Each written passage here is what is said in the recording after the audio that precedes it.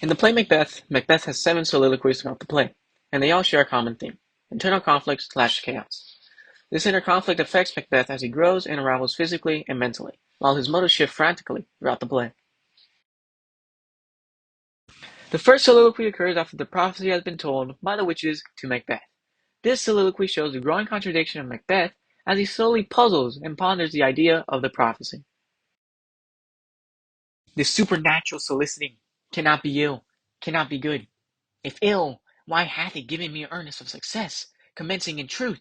I am Thane of Cawdor. If good, why do I yield to that suggestion, whose horrid image doth fix my hair, and make my seated heart knock at my ribs, against the use of nature? Present fears are less than horrible imaginings.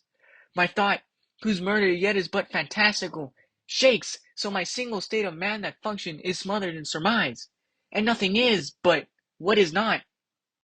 This soliloquy shows and presents the present internal chaos and conflict growing through Macbeth. He goes on to say that if good, why do I yield to that suggestion, whose horrid image doth fix my hair, and make my seated heart knock at my ribs? Basically, Macbeth wonders why the prophecy is bad if it has done him good so far. This puzzles Macbeth, and it shows the uncertainty and confusion that ignites the internal conflict and chaos that will soon change him throughout this story. This next soliloquy shows Macbeth talking about the thought of assassinating King Duncan, showing his confliction and guilt slowly build up the more he thinks about it. If it were done when this done, then well, it were done quickly. If the assassination could tremble up the consequence, and catch with a Sarkis success, that but this blow might be the be-all and the end-all here. But here, upon this bank and shoal of time, we'll jump the life to come. But in these cases, we still have judgment here, that we but teach bloody instructions, which being taught, return to plague the inventor. This even-handed justice commends the ingredients of our poisoned chalice to our own lips. He's here in double trust, first as I am his kinsman and his subject, strong both against the deed, then as his host, who should against his murderers shut the door, not bear the knife myself. Besides, this Duncan hath borne his faculties so meek, hath been so clear in his great office, that his virtues will plead like angels, trumpet-tongued against the deep damnations of his taking off, and pity like a naked new-born babe, striding the blast or heaven's cherubim, horsed upon the silent couriers of the air, shall blow the horrid deed in every eye, that tears shall drown the wind, and I have no spur to prick the sides of my intent, but only vaulting ambition, which o'erleaps itself and falls on the other. As Macbeth begins to think more about the assassination of King Duncan, it reveals not only his true intentions, but his internal conflict at the moment, as he expresses guilt and confliction throughout the act.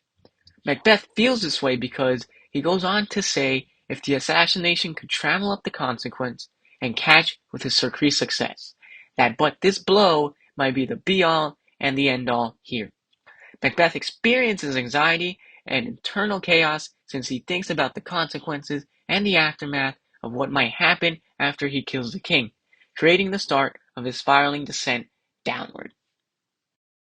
Before Macbeth proceeds to kill King Duncan, he confronts himself about a hallucination he's been experiencing mere moments before committing the assassination. Is this a dagger which I see before me, the handle toward my hand? Come, let me clutch thee. I have thee not, and yet I see thee still. Art thou not, fatal vision, sensible to feeling as to sight, or art thou but a dagger of the mind, a false creation, proceeding from the heat oppressed brain? I see thee yet in form as palpable as this which now I draw. Thou marshallest me the way that I was going, and such an instrument I was to use. Mine eyes are made the fools of the other senses, or else were of odorous. I see thee still, and on thy blade and dudgeon gouts of blood, which was not so before. There is no such thing. It is the bloody business which informs thus to mine eyes. Now o'er the one-half world nature seems dead, and wicked dreams abuse, the curtained sleep. Witchcraft celebrates pale Hecate's offerings, and withered murder alarumed by his sentinel, the wolf whose howls his watch, thus with his stealthy pace. With Tarquin's ravishing strides, towards his design moves like a ghost. Thou sure and firm set earth, hear not my steps, which way they walk, for fear thy very stones prate on my whereabout, and take the present horror from the time, which now suits with it. While as I threat, he lives. words to the heat of deeds too cold breath gives. I go, and it is done. The bell invites me. Hear it not, Duncan, for it is a knell that summons thee to heaven or to hell. In this soliloquy, Macbeth demonstrates a deeper dive into internal chaos, as he hallucinates about a dagger and thinks about the assassination of King Duncan. Macbeth feels oppressed and mentally unstable, since he says, I have thee not, yet I see thee still. Art thou no veiled vision, sensible to feeling as to sight?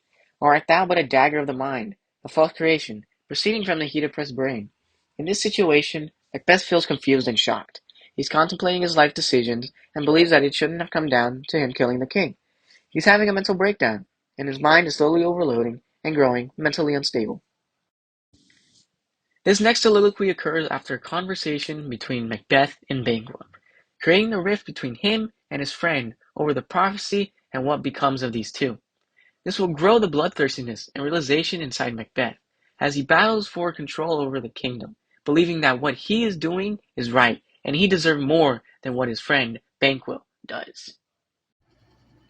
To be thus is nothing but to be safely thus. Our fears in Banquo stick deep, and in his royalty of nature reigns that which would be feared. 'Tis much he dares. Into that dauntless temper of his mind, he hath a wisdom that doth guide his valour to act in safety. There is none but he whose being I do fear, and under him my genius is rebuked, as it is said Mark Antony's was by Caesar. He chid the sisters when they first put the name of king upon me, and bade them speak to him. Then prophet-like, they hailed him father to a line of kings. Upon my head they placed a fruitless crown, and put a barren sceptre in my gripe. Thence, to be wrenched with a lineal hand, no son of mine succeeding, if to be so, for Banquo's issue have I filed my mind.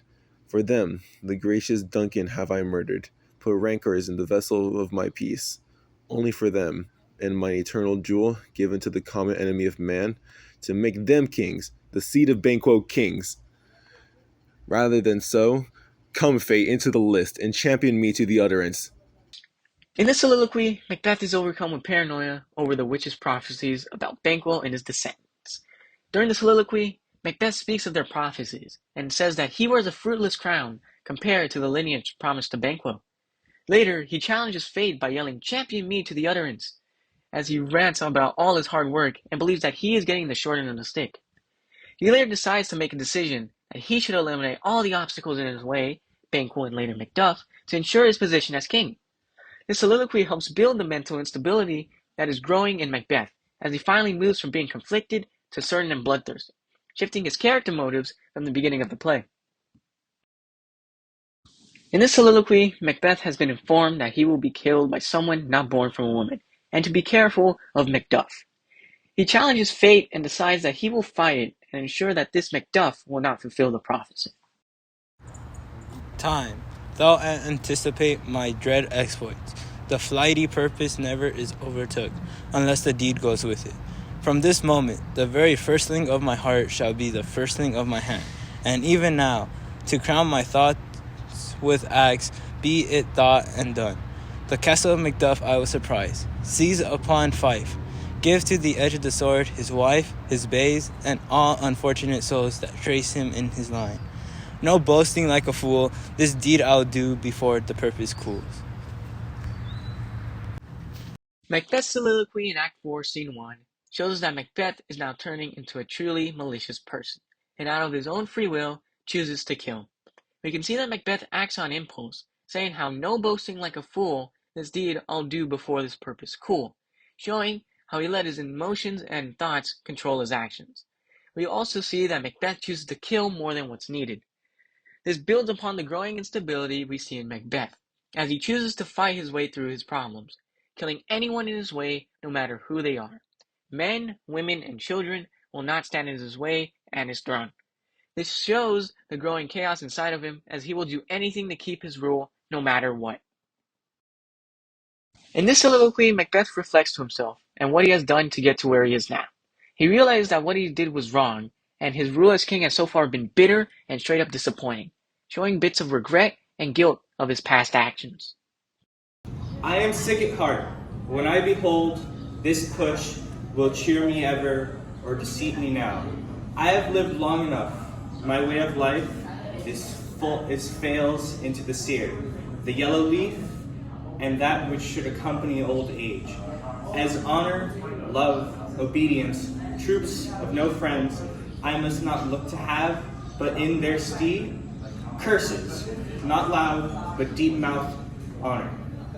Breathe, which the poor heart would deny and dare not. In this soliloquy, Macbeth shows off wariness from his reign, and we see that he may value things other than his ambition for king. However, he feels it is too late for him to redeem himself. When he says mouth, honor, he is talking about false words of praise that are given to him by his subjects. He knows that they do not respect or honor him. Macbeth realizes now that he will not and cannot have the true rewards of friendship, respect, and genuine love. This is a moment of insight for him, as he fully believes that he has been given the worst run as king ever. His shift from bloodthirsty and determined to conflicted and bitter shows how much Macbeth has learned and grown from the beginning of the play. He starts to understand that he doesn't deserve to be forgiven and has gone too far to turn back. The last soliloquy is found when Macbeth hears the news about the invasion from England and the death of his wife, Lady Macbeth. Here, we see the huge shift in Macbeth's character. He realizes that no matter what he tried to do to stay as king, the prophecy has come to be true. He realizes that life is meaningless, and what he has done has led up to nothing but in his death. Tomorrow, and tomorrow, and tomorrow creeps in this petty pace from day to day to the last syllable of recorded time, and all of our yesterdays have lighted fools the way to dusty death. Out, out, brief candle. Life's but a walking shadow, a poor player that struts and frets his hour upon stage and then is heard no more. It is a tale told by an idiot, full of sound and fury, signifying nothing.